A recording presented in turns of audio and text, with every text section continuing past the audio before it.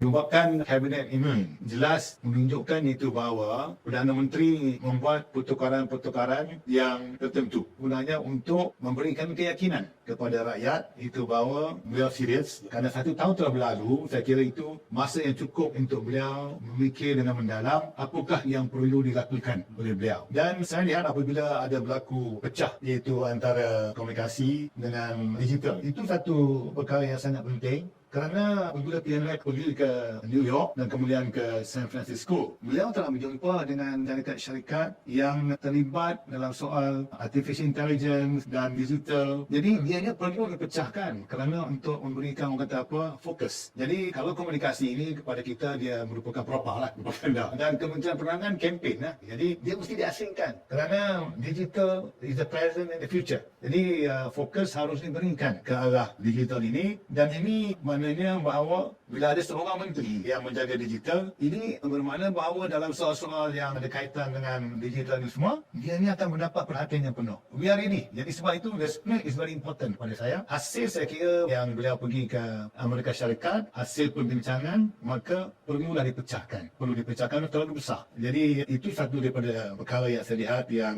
memberikan keyakinan kepada pelabur lah, terutama di Amerika Syarikat. Keduanya, saya bersetuju sangat itu bahawa Menteri Kewangan yang kedua itu tidaklah dilantikkan orang politik lah. Kerana ekonomi negara merupakan satu perkara yang cukup serius, terutama sekali apabila PMX mengambil alih daripada pentadbiran yang dulu yang telah banyak memusnahkan ekonomi kita. Jadi apabila PMX kekal sebagai Menteri Kewangan, mesejnya ialah dia mengambil tanggungjawab penuh tentang ekonomi negara. Tapi dalam masa yang sama, dia lantik seorang profesional untuk menjadi Menteri Kewangan kedua. Ini menunjukkan keseriusan bahawa betapanya PMX meletakkan ekonomi negara ini sangat penting, maka dia melantik seorang yang profesional dan tidak diambil di kalangan ahli politik. Kerana kalau ahli politik ni dia mungkin ada perkara lain kerana dia orang politik. Orang politik dah ada dah. PMX ni ada berilah kepada profesional tuan ekonomi of the country ya. Jadi ini memberikan keyakinan juga kepada pelabur bahawa mereka lihat bahawa Perdana Menteri serius dan lebih fokus kepada ekonomi negara lah. Yang ketiganya, apabila tidak banyak berlaku lantikan ataupun pertukaran, ini bermakna bahawa kestabilan. Kalau ini tukar banyak sangat, jadi